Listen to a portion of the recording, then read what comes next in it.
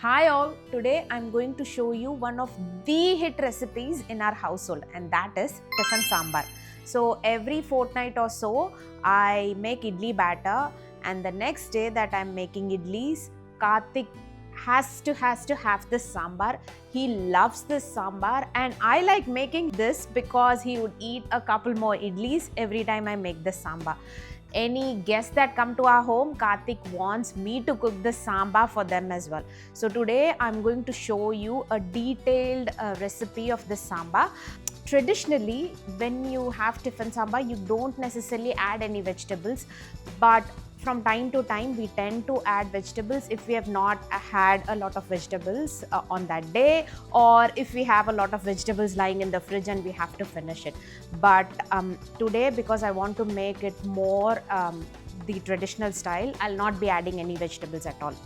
So this recipe also involves making a fresh sambar powder from scratch. So I'm going to be showing you all of it step by step. Let's get cooking.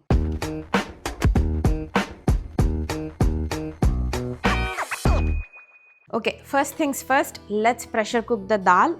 I have soaked dal for a few hours now. I'm going to pressure cook it. So every time I pressure cook dal, I add a little bit of turmeric and 2 drops of oil or so. Don't ask me why I add oil. I'm just used to it. So I add some turmeric and 2 drops of oil. My mom does it, so I've grown up seeing that, so I'll also do it.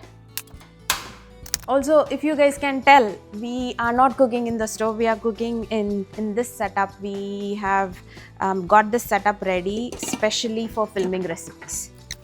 Once the vapor starts coming out, I'll put in the whistle and then I'll pressure cook the dal. I will leave this for maybe 5 whistles or so and let the pressure release automatically.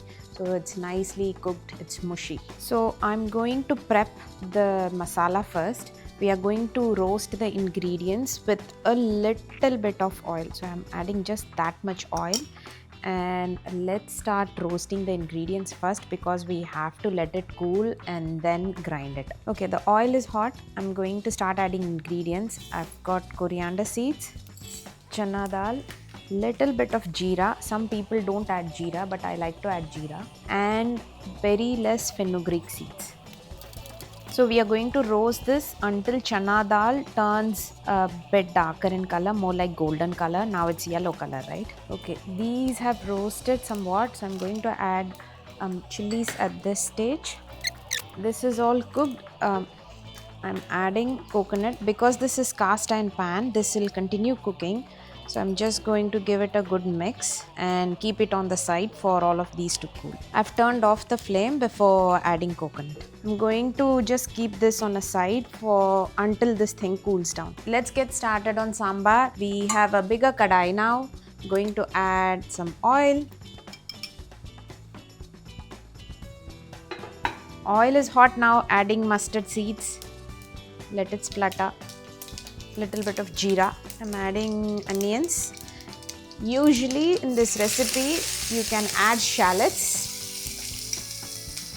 We don't get shallots. I mean, we do get shallots, but they are already that big in size and I don't have them now. So I'm just using normal red onion. But if you have shallots, just put the whole shallots. Every time I add onion, I also add salt. So I'm adding salt now.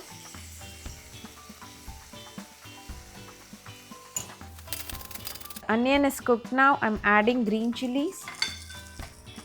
I'm just adding 3. They are not at all spicy. We have added some red chilies in the sambar powder itself. So be mindful of the spice you're adding.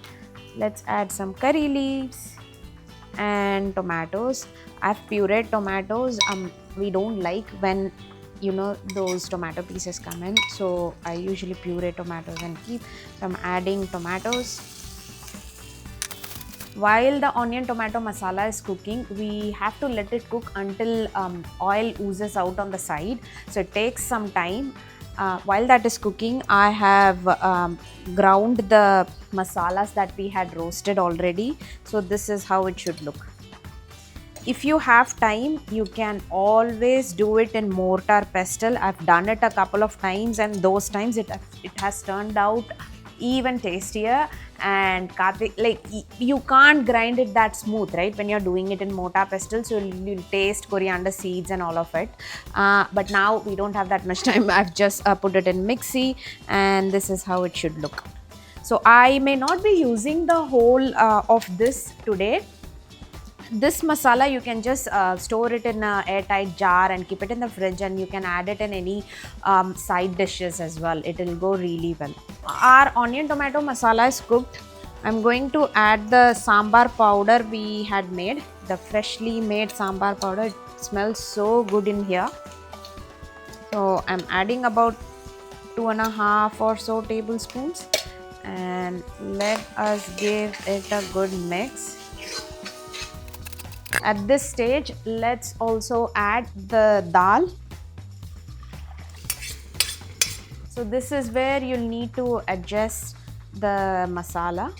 For me, it looks like it's fine. I want that color, and that color is coming. I might add a little more of water to this. But for me, this looks fine. We'll taste it in a bit. Yeah, it's too thick. So I'm going to add a little bit of water and let it cook for maybe 10 minutes or so. You need to add hot water. So you want it in somewhat of a thinner consistency. That way, when we let it cook for maybe another 10-15 minutes, it gets thicker. Let's also add the tamarind water that we have, so it will become even thinner. Okay, we have added tamarind water. This is when we'll do taste test to see if the masala is enough, if the sourness is enough, and if everything is coming together.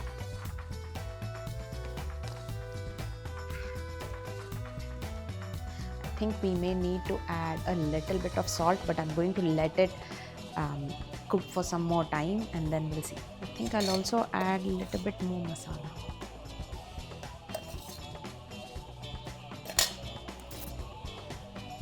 We can see that the sambar is bubbling up. Let's add some hing to this. So I'm adding like that much, and let's give it a good mix. Once it thickens, we'll check for salt again, and we'll garnish it with some coriander and curry leaves, and that's it. Our sambar will be ready. Okay, our sambar has thickened to the consistency we wanted. As you can see, I am going to garnish with some coriander leaves, a little bit of curry leaves that I had. So I've finished garnishing. Also, I have saved some sambar powder that we made. I can use this to make sambar again, or I'll just use it when I'm making some side dish. So I'll just be like frying the vegetable in a pan with some oil and some tempering, and then add this instead of adding any masalas, and that also tastes really nice. You don't need dal or anything like that. So just for example, like brinjal. So in a kadai, you would add all your temperings, your onion if you want it, or your brinjal, and then let it cook for some time. Add this as your only masala, and then garnish with some coriander leaves and maybe peanut powder or pumpkin seeds and stuff like that. It'd be really nice. You can do this with beans, you can do this with brinjal, any other vegetables. I don't know, this is what I could think of now, but yes, I've saved some. Okay, let's keep this aside and we'll quickly make idli.